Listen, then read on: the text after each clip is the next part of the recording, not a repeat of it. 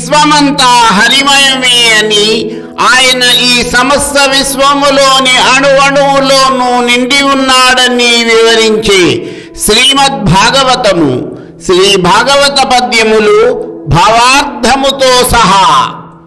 తండ్రులకెల్ల తండ్రియగు ధాతకు తండ్రివి దేవా, నీవు మా తండ్రివి తల్లివిన్ పతివి దైవమవున్ సఖివున్ గురుండవున్.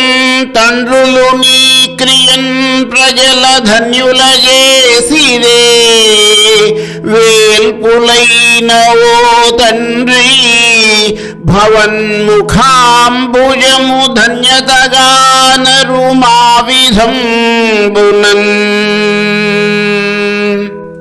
కురుక్షేత్ర యుద్ధము తరువాత సుమారు 58 రోజుల పాటు అంపశయ్యపై పరుండి ఉత్తరాయణంలోనే ప్రాణత్యాగం చేస్తేనే తన ఆత్మకు మోక్షం లభిస్తుందని, తిరిగి తన లోకానికి వెళ్లి స్వేచ్ఛ పొందుతానని, తన మరణకాలమునకు సమయమైన ఉత్తరాయణ పుణ్యకాలమునకై నిరీక్షిస్తున్న భీష్ముని వద్దకు పాండవులతో సహా శ్రీకృష్ణుడు వచ్చినప్పుడు ఆయనతో భీష్ముడు పలికిన పలుకులేవి.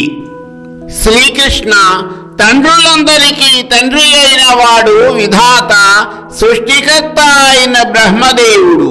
అటువంటి బ్రహ్మదేవునకు నీవు తండ్రివి. దేవా, నీవే మా తల్లివి, తండ్రివి, పతివి, స్నేహితుడవు, గురుడవు. వేయేల నీవే మాకు సర్వస్వమవు.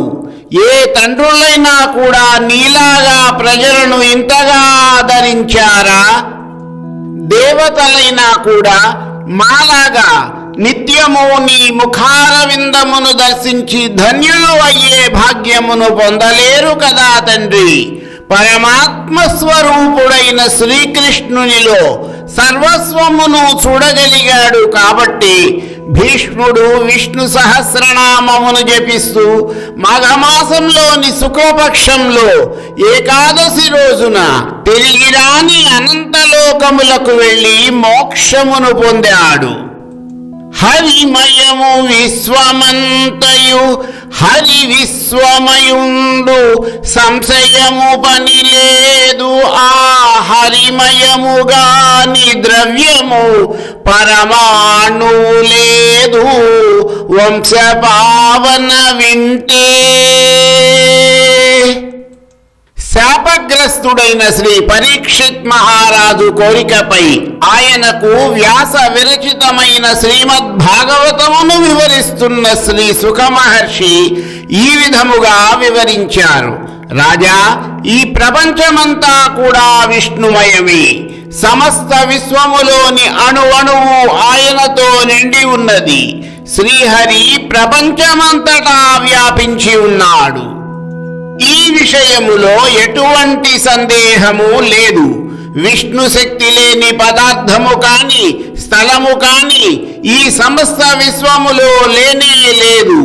సర్వ మానవుల సృష్టికి కారకుడైన విధాతకు జన్మదాత సమస్త ఖగోళ విశ్వమును సృష్టించి సూర్య చంద్ర నక్షత్ర గ్రహములను ఆకాశ వీధిలో క్రమము తప్పకుండా సంచరించేలా ఎవరు చేస్తున్నారో, ఈ భూమండలముపై సమస్త చరాచర జీవరాశులను, నదులు, సముద్రములు, పర్వత శ్రేణులను సృష్టింపచేసి వాటన్నిటికీ కూడా తాను స్వయముగా స్థితికర్తగా ఎవరు ఉన్నారో అటువంటి సృష్టికారకుడు, పరిపాలకుడు అయిన శ్రీహరి యొక్క రూపమే ఈ సమస్త విశ్వము అని తెలుసుకో రాజా అని శ్రీ సుఖ మహర్షి పరీక్షిత్ మహారాజునకు వివరించారు.